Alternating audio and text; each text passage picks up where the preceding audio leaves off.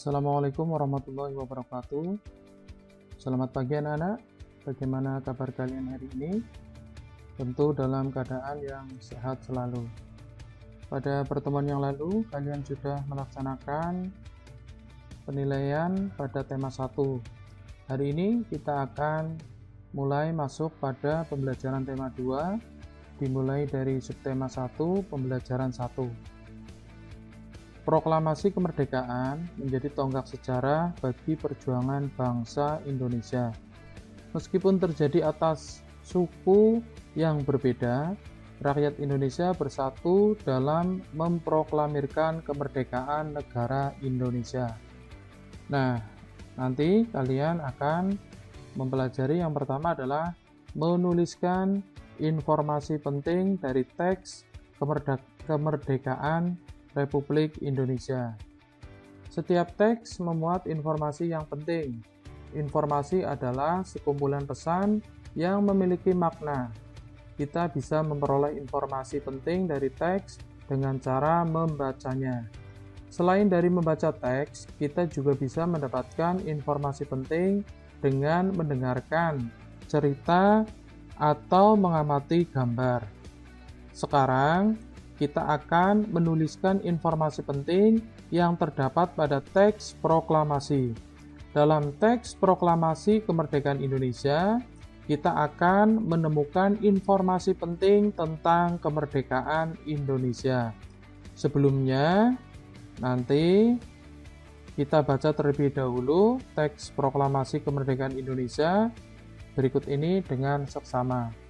Nah, nanti di sini Pak Guru akan langsung menampilkan pembacaan teks proklamasi yang dibacakan oleh Bapak Insinyur Soekarno. Silakan kalian perhatikan ya untuk pembacaan teks proklamasinya.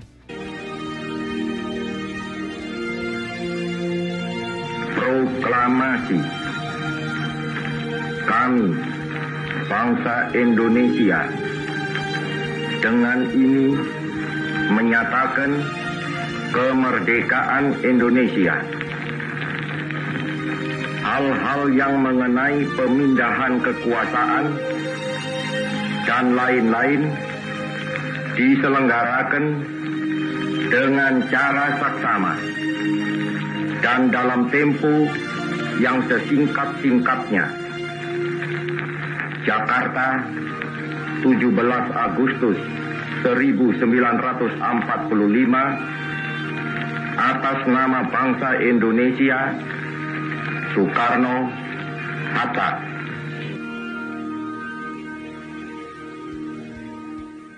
Baiklah anak-anak, tadi kalian sudah memperhatikan pembacaan teks proklamasi kemerdekaan Indonesia.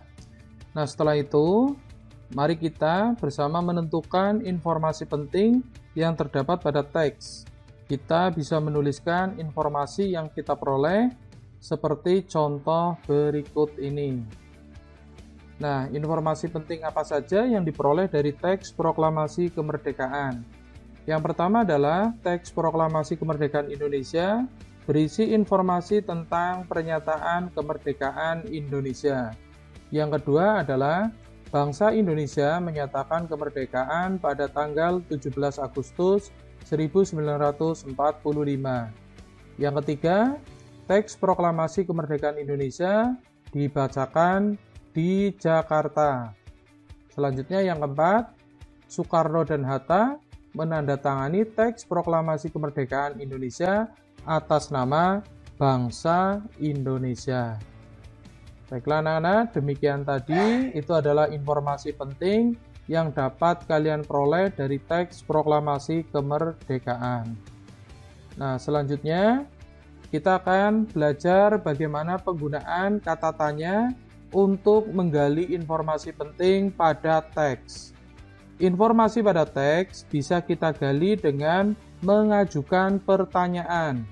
Kita dapat menggunakan beberapa kata tanya untuk memudahkan dalam menentukan informasi penting pada teks. Mari kita ingat kembali ya, bagaimana penggunaan kata tanya untuk menggali informasi berikut ini. Nah, yang pertama adalah kata tanya apa. Kata tanya apa ini digunakan untuk menanyakan nama atau jenis peristiwa yang terjadi dalam teks. Kemudian yang kedua adalah di mana. Di mana digunakan untuk menanyakan lokasi berlangsungnya peristiwa dalam teks.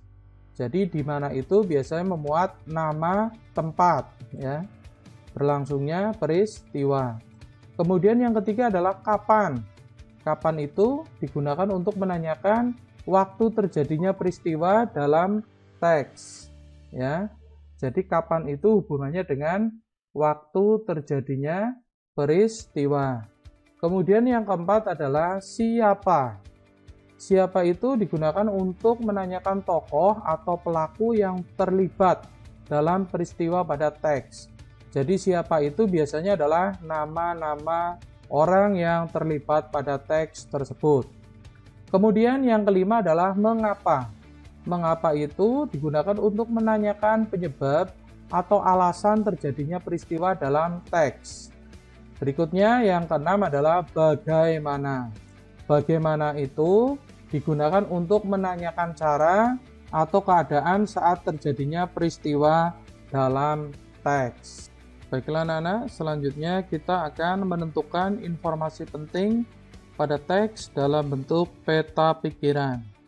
Kita sudah membaca teks proklamasi kemerdekaan. Kita juga sudah menentukan informasi dari teks proklamasi kemerdekaan. Kita bisa menambahkan informasi penting tentang peristiwa proklamasi kemerdekaan dengan informasi lain. Kita bisa mendapatkan informasi lain tersebut dengan membaca teks berikut ini. Proklamasi Kemerdekaan Indonesia. Pada tanggal 17 Agustus 1945, bangsa Indonesia memproklamasikan kemerdekaannya. Peristiwa proklamasi kemerdekaan menjadi tonggak sejarah penting bagi bangsa Indonesia. Proklamasi kemerdekaan Indonesia dilatar belakangi oleh peristiwa pengeboman kota Hiroshima dan Nagasaki oleh tentara sekutu. Akibat pengeboman tersebut, tentara Jepang akhirnya menyerah. Kesempatan tersebut digunakan oleh bangsa Indonesia untuk melepaskan diri dari penjajahan Jepang. Untuk memproklamasikan kemerdekaan, berbagai persiapan perlu dilakukan oleh bangsa Indonesia. Hal ini mendorong disusunnya teks proklamasi oleh Insinyur Soekarno, Drs. Muhammad Hatta, dan Mr. Ahmad Subarjo. Konsep teks proklamasi ditulis oleh Insinyur Soekarno di rumah Laksamana Tadasi Maeda dan diketik oleh Sayuti Melik. Soekarni kemudian mengusulkan agar teks proklamasi ditandatangani oleh Insinyur Soekarno dan Dr. Andes Muhammad Hatta atas nama bangsa Indonesia. Pada hari tanggal 17 Agustus 1945, beberapa tokoh berkumpul di kediaman Insinyur Soekarno, Jalan Pegangsaan Timur, nomor 56, Jakarta. Beberapa tokoh yang berkumpul antara lain Suwiryo, Wilopo, Gofar Pringgodikdo, Tabrani, dan Trimurti. Selain itu, banyak rakyat Indonesia pun turut hadir. Mereka ingin menyaksikan secara langsung proklamasi kemerdekaan. Pukul 10 waktu Indonesia bagian Barat, acara dimulai dengan pembacaan proklamasi oleh Insinyur Soekarno dan dilanjutkan pidato singkat.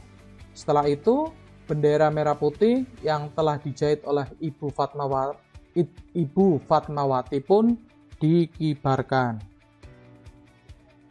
Baiklah anak-anak, tadi kalian sudah memperhatikan ya pembacaan sebuah teks dengan judul Proklamasi Kemerdekaan Indonesia. Nah, sekarang kita akan menggali informasi dari teks tersebut dengan mengajukan pertanyaan. Kita bisa menuliskan informasi yang kita dapatkan dalam bentuk peta pikiran. Kita bisa membuatnya seperti contoh berikut ini. Baiklah, yang pertama adalah kata apa. Teks tadi menceritakan tentang apa? Jadi teks tadi itu menceritakan tentang peristiwa proklamasi kemerdekaan menjadi tonggak sejarah penting bagi bangsa Indonesia. Berikutnya adalah mengapa. Mengapa terjadi proklamasi kemerdekaan?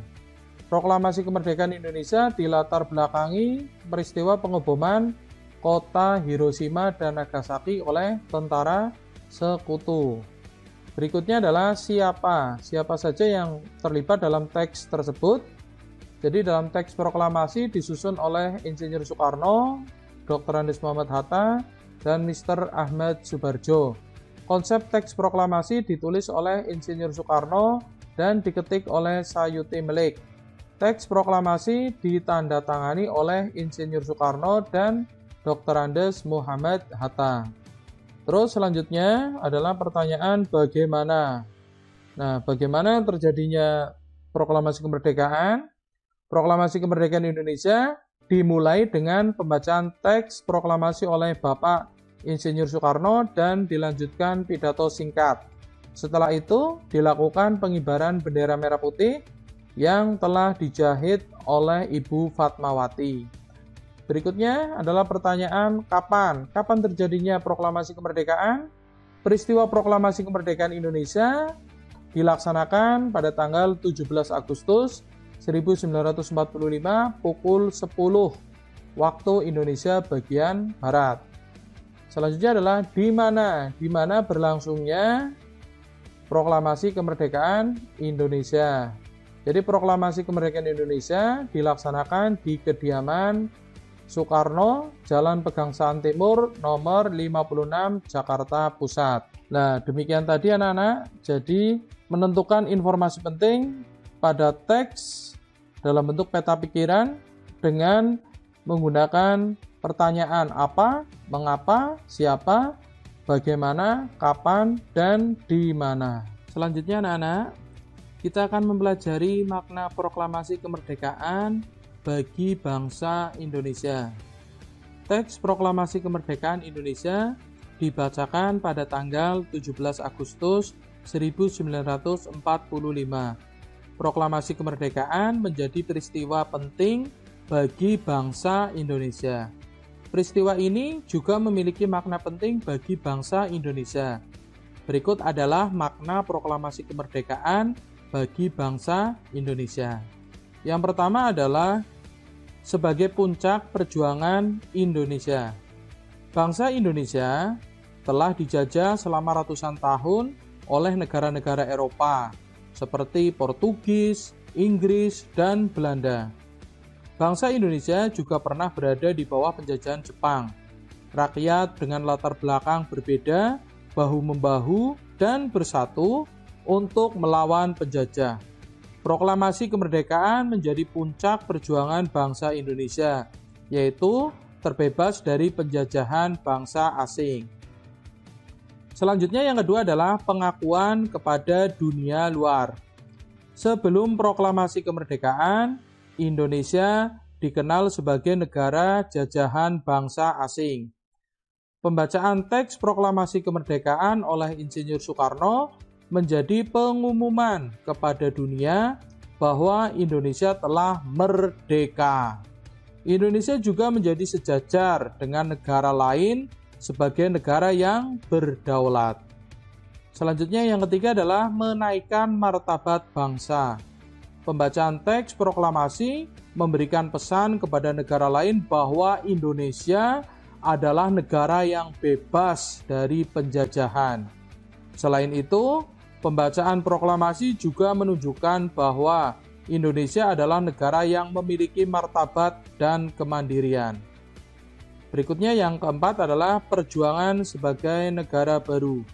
Sebelum proklamasi kemerdekaan, Indonesia merupakan negara yang berada di bawah kekuasaan negara lain. Setelah proklamasi kemerdekaan, Indonesia menjadi negara baru yang dibangun oleh rakyat dan untuk rakyat. Negara Indonesia adalah negara mandiri yang tidak bergantung kepada negara lain. Berikutnya yang kelima adalah sebagai tonggak sejarah negara Indonesia. Pembacaan naskah proklamasi merupakan awal dari masa kemerdekaan Indonesia yang terbebas dari belenggu penjajahan. Tentunya hal ini menjadi awal sejarah baik yang tidak bisa dilupakan oleh seluruh rakyat Indonesia. Nah, terus selanjutnya Bagaimana kita menentukan makna proklamasi kemerdekaan dalam kehidupan sehari-hari?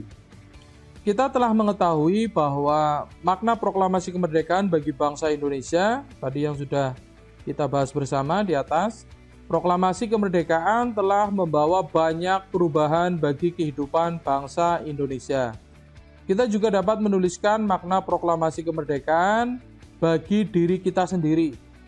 Kita dapat menuliskan makna proklamasi dalam kehidupan sehari-hari, seperti contoh berikut ini.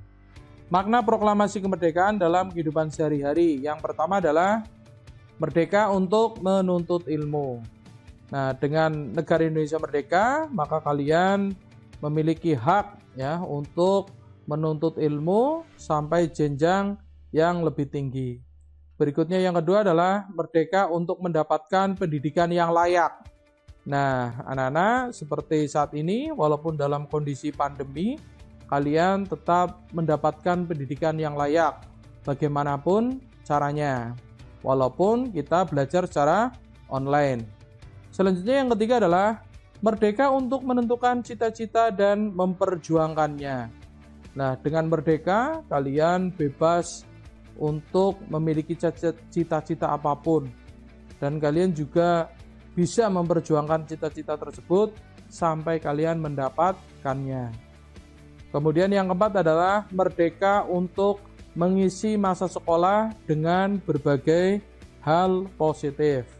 Nah, ini pada saat kalian sekarang pada usia sekolah, silahkan mengisi kegiatan-kegiatan yang positif sehingga bisa berguna untuk masa depan kalian. Berikutnya adalah kita akan belajar bagaimana cara tumbuhan menyesuaikan diri terhadap lingkungannya. Di sekitar kita terdapat beragam jenis tumbuhan. Setiap jenis tumbuhan hidup di lingkungan yang berbeda. Oleh karena itu, setiap jenis tumbuhan memiliki ciri-ciri yang berbeda pula. Perbedaan ciri-ciri tersebut merupakan sebuah bentuk adaptasi. Nah, apa yang dimaksud dengan adaptasi? Adaptasi adalah kemampuan makhluk hidup untuk menyesuaikan diri terhadap kondisi lingkungan. Tujuan dari adaptasi adalah untuk mempertahankan hidup. Nah, mari kalian simak beberapa cara tumbuhan menyesuaikan diri terhadap lingkungannya. Yang pertama adalah adaptasi tumbuhan di lingkungan kering. Nah, kalian dapat melihat di sini ya, anak-anak. Di sini ada gambar lidah buaya ya. Dan cocor bebek ya. Jadi tumbuhan yang hidup di lingkungan kering atau sedikit air disebut dengan xerofit ya. Xerofit mempunyai ciri-ciri daun tebal. Pada beberapa tumbuhan, daun berubah bentuk menjadi duri dan sisik. Selain itu, xerofit juga memiliki batang yang tebal dan terdapat jaringan untuk menyimpan air. Tumbuhan xerofit berakar panjang untuk mencapai tempat yang jauh. Contoh tumbuhan xerofit adalah yang pertama kaktus, cocor bebek, dan lidah buaya. Nah, ini gambarnya ya, ada lidah buaya dan cocor bebek. Berikutnya yang kedua adalah, nah ini gambar apa anak-anak? Kalian tahu? Iya, betul sekali ya, ini adalah gambar pohon bakau ya. Jadi adaptasi tumbuhan di lingkungan berkadar garam tinggi. Tumbuhan yang hidup di lingkungan dengan kadar garam tinggi disebut dengan halofit. Ingat ya, halofit. Halofit memiliki ciri berdaun kaku dan tebal. Selain itu, halofit mempunyai permukaan daun licin yang berfungsi mengurangi penguapan. Bagian bawah daun memiliki kelenjar untuk mengeluarkan kelebihan kadar garam. Halofit juga mempunyai akar napas yang timbul ke permukaan. Akar napas tersebut digunakan untuk memperoleh oksigen. Contoh tumbuhan halofit adalah tumbuhan bakau. Berikutnya adalah, kalian bisa tahu tumbuhan apa ini? Yang ini adalah kangkung. berikutnya adalah terate. Nah, yang ini adalah enceng gondok. Nah, kita akan mempelajari adaptasi tumbuhan di lingkungan air. Tumbuhan yang hidup di lingkungan air disebut dengan hidrofit. Tumbuhan jenis ini hidup dengan mengapung di permukaan air. Tumbuhan hidrofit memiliki daun lebar dan tipis. Selain itu, tumbuhan hidrofit juga memiliki batang atau tangkai daun yang berongga. Akar tumbuhan hidrofit panjang dan berada di dalam air. Contoh tumbuhan hidrofit adalah terate, enceng gondok, dan kangkung. Selanjutnya adalah, nah kalian dapat melihat di sini ada apa? Paku-pakuan dan keladi ya. Nah, kita akan mempelajari adaptasi tumbuhan di lingkungan yang lembab.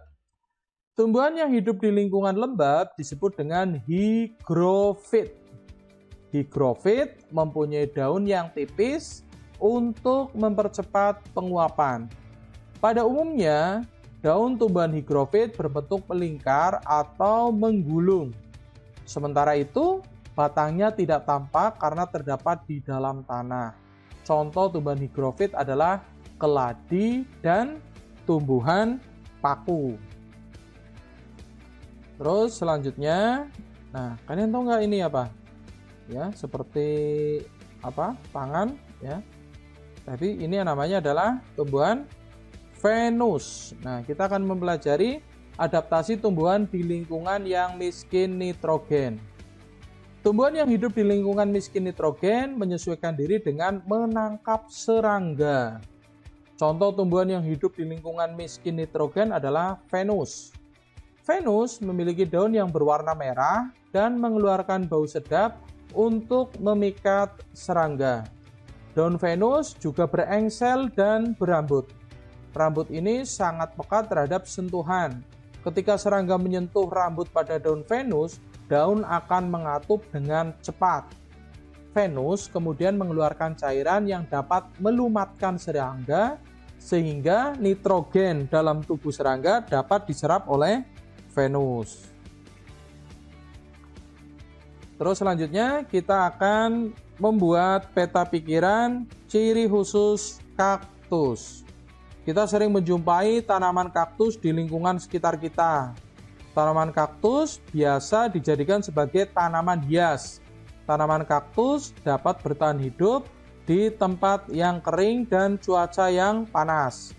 Oleh karena itu, tanaman kaktus mempunyai ciri-ciri khusus. Ayo, kalian perhatikan ciri khusus tanaman kaktus pada peta pikiran berikut ini. Nah, di sini ada gambar kaktus ya. Kita akan mencari tahu ciri khususnya. Ciri khusus dari tanaman kaktus yang pertama adalah batang berlapis zat lilin untuk mengurangi penguapan. Yang kedua adalah batang tebal untuk menyimpan cadangan air. Berikutnya, batang kaktus tersusun atas lapisan-lapisan spons untuk menahan air. Selanjutnya, akar panjang untuk menjangkau air di dalam tanah. Nah, yang terakhir adalah daun berbentuk duri untuk mengurangi penguapan. Nah, itu adalah peta pikiran ciri khusus dari tumbuhan kaktus. Nah, kita sudah menyajikan ciri khusus kaktus dalam bentuk peta pikiran. Nah, agar kalian semakin paham, nah silakan kalian perhatikan ya dengan bantuan video animasi berikut ini. Kalian perhatikan, ini juga tentang tanaman kaktus. Tanaman kaktus dapat bertahan hidup di tempat kering dan cuaca yang panas karena mempunyai ciri-ciri khusus, teman. Perhatikan ciri khusus tanaman kaktus berikut ini ya. Ciri khusus yang pertama adalah kaktus memiliki batang tebal. Batang kaktus yang tebal memungkinkan untuk menyimpan cadangan air.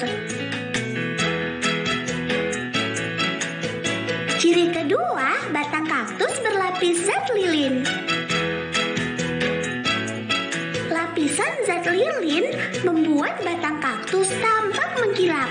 Lapisan zat lilin ini berfungsi untuk mengurangi penguapan, teman. Ciri yang ketiga yaitu batang kaktus terdiri atas lapisan spons. Lapisan spons pada tanaman kaktus ini sangat penting karena berperan untuk menahan air.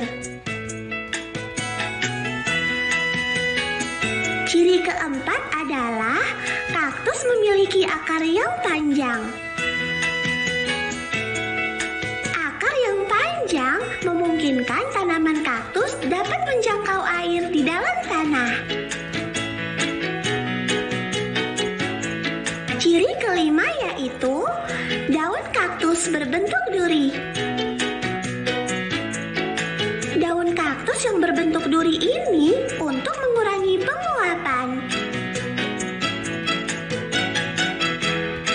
Nah, itulah ciri khusus tanaman kaktus, teman. Dah. Nah, baiklah anak-anak, tadi kalian sudah melihat ciri khusus dari tanaman kaktus. Nah, selanjutnya kita akan membuat laporan pengamatan, ya. Membuat laporan pengamatan. Kita sudah membuat peta pikiran ciri khusus dari tanaman kaktus. Kita juga bisa menulis laporan berdasarkan informasi dari peta pikiran tersebut. Nah, kita bisa menulis laporan seperti contoh berikut ini. Ya, kalian perhatikan. Formatnya seperti ini. Yang atas adalah judul laporan hasil pengamatan. Kemudian berikutnya adalah nama. Contoh misal Uni Aziza, kelas 6, alamat Jalan Pariaman. Objek yang diamati adalah tanaman kaktus. Hasil pengamatan yang pertama adalah memiliki akar panjang. Kaktus hidup di tempat yang kering. Akar kaktus yang panjang dapat menjangkau tempat jauh untuk menyerap air. Berikutnya, format yang kedua adalah memiliki batang tebal berlapis lilin dan tersusun dari lapisan spon. Ini hasil pengamatan yang kedua. Jadi kaktus memiliki batang yang tebal untuk menyimpan cadangan air. Batang kaktus juga dilapisi zat lilin untuk mengurangi penguapan. Nah, batang kaktus tersusun dari lapisan-lapisan spon untuk menahan air. Nah, ciri yang ketiga atau hasil pengamatan yang ketiga adalah batang ditumbuhi duri-duri. Duri-duri pada batang kaktus merupakan daun yang menyempit. Daun yang berbentuk duri dapat mengurangi penguapan pada kaktus. Nah, itu anak-anak contoh laporan hasil pengamatan, ya, pengamatan tentang tanaman kaktus. Nah, untuk pembelajaran hari ini kalian yang pertama sudah mempelajari, ya, kita ulas yaitu IPA, ya, IPA. Terus kemudian tadi juga kalian sudah belajar IPS, makna proklamasi. Dan juga sudah mempelajari bahasa Indonesia, yaitu menuliskan informasi penting dari teks. Baiklah anak-anak, sampai jumpa lagi pada kesempatan berikutnya. Wassalamualaikum warahmatullahi wabarakatuh.